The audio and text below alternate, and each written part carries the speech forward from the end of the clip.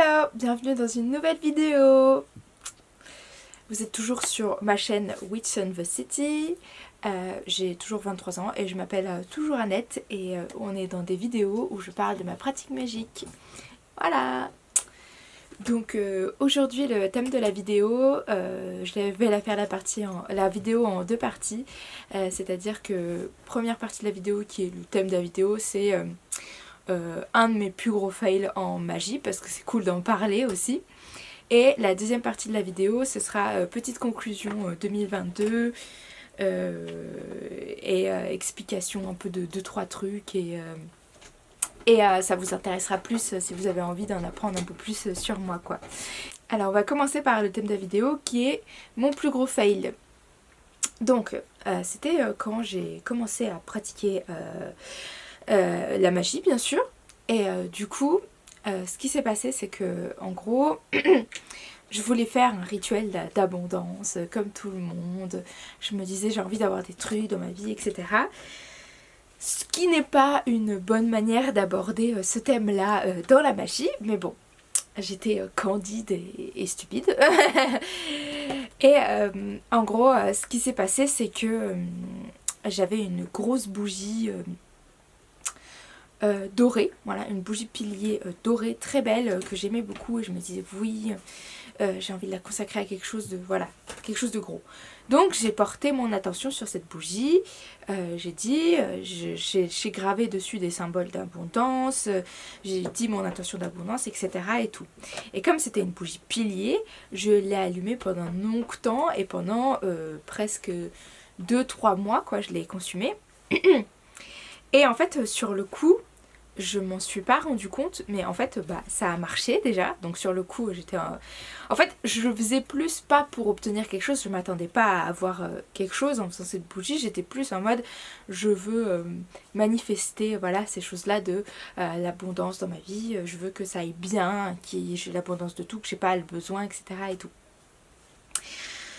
Sauf que à chaque fois que j'allumais cette bougie, ce que je disais du coup c'était que l'abondance soit dans ma vie etc. Oui il n'y avait pas de etc. C'est qu'il y ait l'abondance dans ma vie. Voilà. Je l'allumais et j'y pensais fort quand je l'allumais, je la regardais et tout brûler pendant plusieurs heures du coup parce que c'était vraiment une bougie pilier. Je vous mettrai une photo juste ici si j'arrive à en trouver une.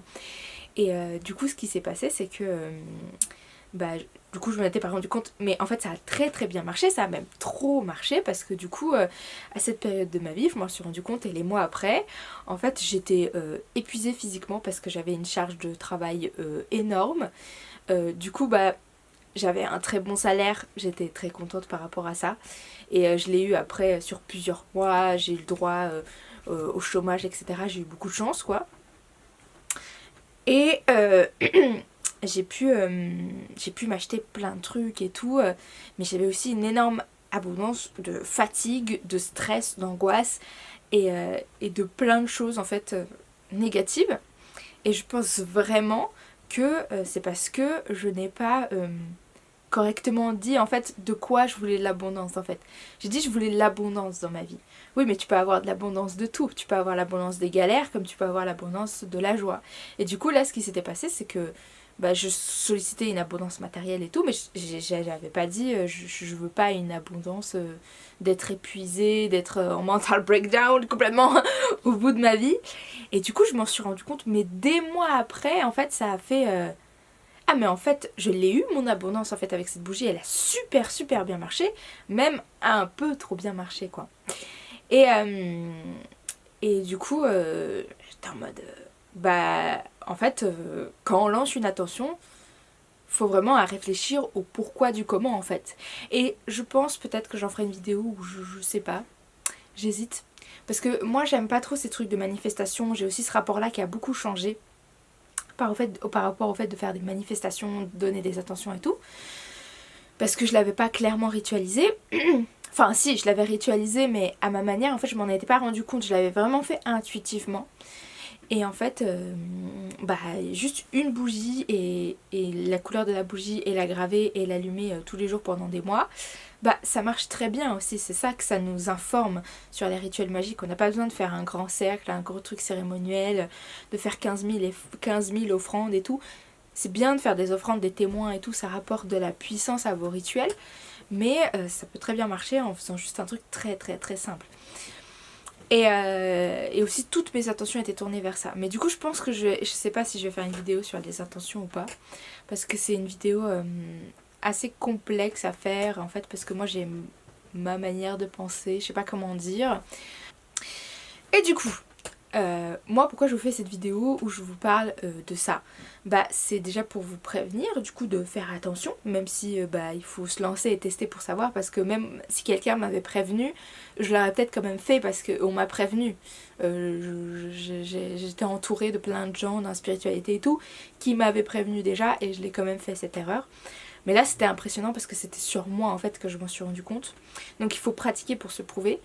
Enfin, il faut pratiquer pour avoir vraiment des preuves en fait, parce que vraiment nos pratiques c'est reposer sur la gnose personnelle en fait.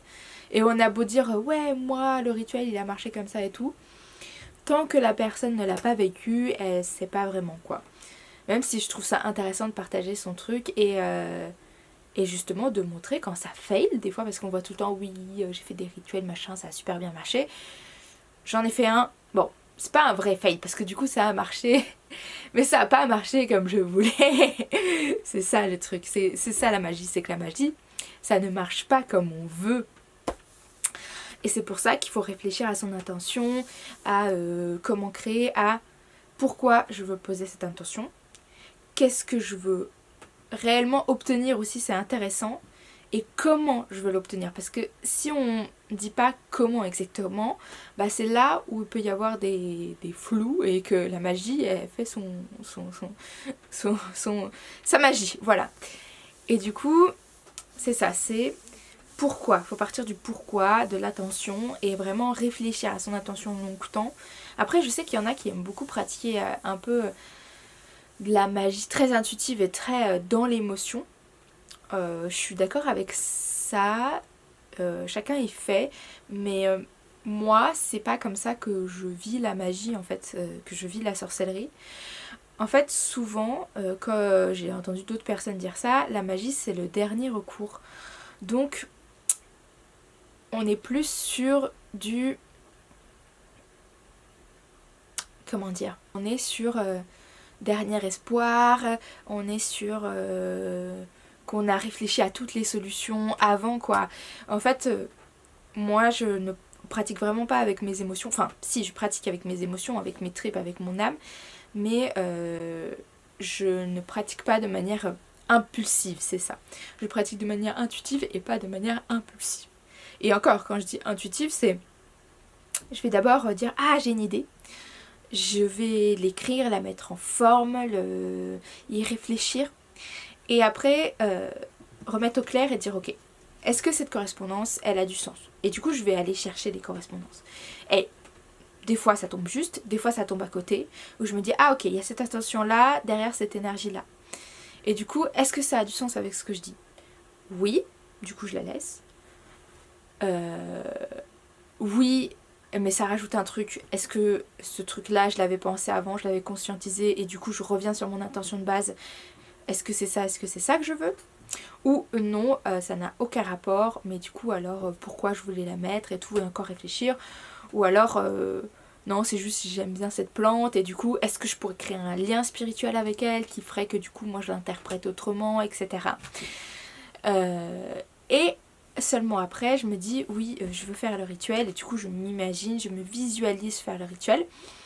Ça aide déjà à, comment dire, déjà commencer le processus en fait de magie pour moi.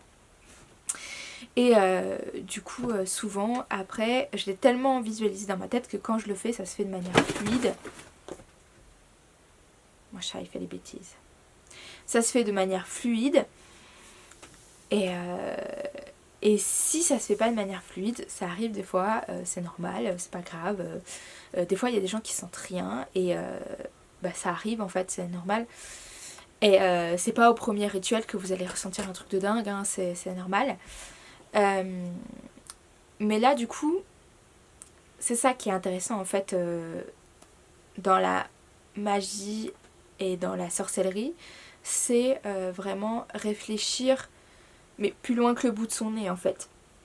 Et en fait vraiment j'ai fait cette vidéo pour vous pousser à la réflexion en fait, de comment je fais un rituel. Ce serait intéressant de faire une vidéo aussi sur que faire un rituel. Mais du coup j'avais un peu envie de faire une story time comme ça, que bah des fois il faut pas faire bon, vous faites bien comme vous voulez, hein. Mais du coup, moi, ça m'a appris des fois à être un peu plus patiente sur le fait de faire mes rituels.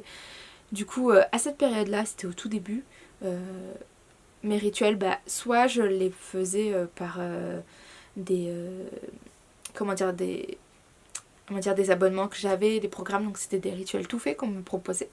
Ou bien sûr, je mettais mon grain de sel, mais c'était quand même un travail très pré-mâché et qui était super de qualité en fait. Et sinon, les rituels que je faisais toute seule, bah, c'était des rituels comme ça qui étaient impulsifs et qui marchaient, mais comment dire que je prenais pas le temps en fait de dire pourquoi je le fais. Et en fait, c'est la question la plus importante, je pense, dans la magie, c'est pourquoi je le fais en fait. Et je pense que c'est ça.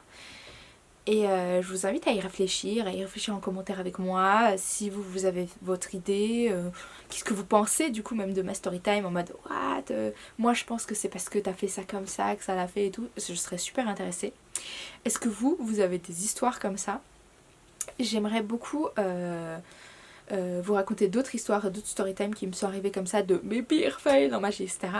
Et du coup, je pense que aussi, n'hésitez pas à m'envoyer des DM sur Instagram parce que j'aimerais bien partager vos histoires en fait sur vos pires fails en magie. Et du coup, pour ceux qui veulent, je vous laisse m'envoyer un DM à Instagram. Et du coup, si c'est un long pavé, je vous enverrai mon adresse mail pour que vous m'envoyiez un email carrément.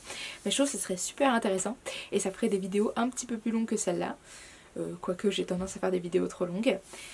Et du coup, c'est vraiment une porte ouverte en fait à la réflexion, ce que j'ai dit aujourd'hui. Je sais pas si je vais cut des trucs ou pas. Et c'est vraiment genre, j'ouvre une porte et venez, on en discute en fait. Je trouve ça super intéressant de parler des fails en magie parce qu'on n'en parle pas, on n'en parle jamais. Et du coup, peut-être que ça m'a amené aussi, je suis en train de penser au final des choses que peut-être je devrais pas avoir, des blocages qu'en fait je vais enlever après et je vais me remettre à faire un rituel de manière comme ça d'un coup d'un seul. Mais en général, bah, je réfléchis sur plusieurs... Des fois, je mets quelques mois avant de faire un rituel parce que je cherche beaucoup vraiment de correspondance pour que ça tape pile juste. Et des fois aussi, j'ai le rituel qui est tout prêt. Et je me dis non, c'est pas le moment. Non, c'est pas le moment. Et à un moment, je me dis ah, là, aujourd'hui, c'est le moment. Des fois, je le fais par rapport au cycle de la lune, etc. Aux correspondances astrologiques. Mais des fois, je le fais pas par rapport à ça. Et c'est vraiment intuitivement où je me dis quand est-ce que c'est le moment de faire le rituel? Ah, là, je le sens. Je sais pas, c'est comme quand vous tirez les cartes que vous dites ah, c'est cette carte-là. Et bah là, c'est pareil, mais pour le rituel. Du coup voilà, j'espère que ça vous a plu. Donc comme je vous ai dit, n'hésitez pas à liker si ce format vous a plu. N'hésitez pas à m'envoyer des DM pour me raconter vos histoires à vous, comme ça vous pouvez le faire directement en commentaire aussi. Mais du coup si vous envoyez par DM, en fait je ferai des vidéos avec vos histoires en fait que je raconterai en face cam. Et sinon vous pouvez laisser des commentaires. J'aimerais beaucoup avoir votre avis sur ça en commentaire aussi. Et vraiment, le petit pouce, ça m'aide en fait à apporter de la visibilité à ma vidéo, qu'il y ait plus de gens qui viennent me voir aussi et qu'on soit nombreux à partager plein de choses ensemble et tout, et que ça ouvre la réflexion encore plus grande. Pareil pour les commentaires, pareil si vous avez envie de partager ma vidéo, mais ça c'est encore autre chose que le pouce. Bon, vraiment, un clic. Pareil pour t'abonner, c'est un clic. La grosse forceuse. Non mais c'est vrai parce que c'est important surtout pour les petits créateurs. Quand on fait un clic, bah pour eux c'est énorme. C'est un mec qui a des millions de vues, ça va rien faire pour lui. Enfin si, ça va lui apporter plus de visibilité encore, mais ça aura beaucoup moins d'impact que pour une personne qui est à petite échelle comme moi. Et du coup, moi j'ai envie de partager, donc pour partager, il faut avoir des gens à qui partager. Voilà. Et du coup je passe à la seconde partie de la vidéo où c'est pour vous annoncer que du coup bah là déjà les 2 dernières vidéos elles sont sorties un peu en décalé parce que normalement j'aime bien sortir des vidéos le mardi. Et là en fait je sors en fin de semaine parce que déjà j'avais beaucoup de choses à faire avec mon sabbat de Yule, c'est des périodes où on est assez pris, on est assez fatigué. Et du coup moi j'ai réussi à me... comment on dit, à larguer là toutes mes responsabilités, tous mes trucs à faire là. J'ai tout fait pour l'année 2022, c'est bon. Enfin je crois. Oui, c'est bon, j'ai tout fait pour l'année 2022. Je suis débarrassée. Et comme j'ai vraiment envie de faire une pause pour moi, une petite semaine pour réfléchir à des vidéos, peut-être en tourner en avance. Et du coup recommencer 2022 du bon pied avec de l'énergie parce que... c'est la saison sombre et je suis fatiguée et en fait j'ai envie d'accepter cette fatigue et de prendre du temps pour moi, de vraiment genre me reposer. Moi c'est vraiment un moment après le solstice d'hiver et avant le nouvel an, vraiment une période où j'ai envie de me mettre dans ma grotte et de dormir. Et du coup j'ai envie de le faire même pour YouTube parce que ça me prend quand même du temps et de l'énergie. En général, si vous voulez tout savoir, ça me prend 3 heures de montage. J'aurais pas 3 heures de montage sur celle-là, mais par exemple ma dernière vidéo sur Yule, c'est une des plus grosses vidéos que j'ai faites à ce jour au niveau montage. Et du coup ça prend 3 heures, 3-4 heures même parfois. Et c'est beaucoup 3-4 heures dans une journée quoi. Et qu'est-ce que ça me prend d'autre? Ouais, et puis le temps de réfléchir à toutes ces idées, en fait, ça prend du temps. Même si moi j'adore, ça me fait kiffer. Et je me dis, je vais prendre une semaine où je peux réfléchir et prendre le temps. Et voilà. Faut être en accord avec son rythme et puis c'est tout. Et du coup, je suis contente d'avoir réussi à planter cette graine avant le début d'année. Je sais pas comment dire, à me lancer... Parce que j'ai commencé cette chaîne YouTube du coup il y a 2 mois. Et du coup je suis trop fière de l'évolution que ça prend. Je suis très reconnaissante. D'ailleurs pour ceux qui sont encore là à cette partie de la vidéo, je pense que ce sont des gens qui me connaissent et je les remercie beaucoup. Je vous vois, vos petites têtes, vos petits commentaires et tout. Et du coup ça me fait super plaisir, ça me touche beaucoup que vous regardiez mon contenu. Oh là là, quel blabla que je fais là, on dirait mélodrame. Même mon chat me juge en me regardant comme ça, là, je vous jure, il est là en mode « Qu'est-ce que tu racontes frérot? Arrête ton bail, vraiment, trop d'émotions. Ah !» Et du coup, ouais, je suis genre juste trop heureuse que ça vous plaise. Et du coup, j'ai trop envie de faire des vidéos et que partager ça aux autres et que ce soit cool et qu'on parle de ma pratique, de vos pratiques et que ce soit vraiment à la cool quoi. Vraiment, je ne suis pas là, ou pas encore, là pour vous transmettre des choses en fait. Ce n'est pas ma vocation. Je suis trop jeune en fait. Je n'ai que 23 ans. Comme je l'ai dit dans ma bio, YouTube, j'ai commencé à 20 ans, 21 ans à vraiment pratiquer de manière intense et appliquée en fait. Et du coup, comment dire, je vous en reparlerai dans une autre vidéo où je ferai mon parcours spirituel. Et du coup, on se revoit dans un an où je vous dirai pareil en mode je veux faire une pause parce que là, solstice d'hiver, moi fatiguée, voilà. C'est toujours la même période. Et du coup, on voit où on en est dans un an. Voilà, des bisous. Je vous dis à bientôt. N'hésitez pas à aller voir ma dernière vidéo qui est juste là, à vous abonner. Et puis je vous dis à très vite en 2023. Bonne fête de fin d'année, joyeux Yule si vous avez fait Yule ou Sol Invictus ou voilà, tout ce que vous voulez, paillettes. Bonne année, nouvel an. Faites bien la fête mais restez en bonne santé. Voilà. Et que la bonne santé, que les bonnes choses sur vous. Voilà, prospérité. Voilà. Et du coup, on se dit à bientôt. Moi, je veux juste aller dormir en fait. Bisous.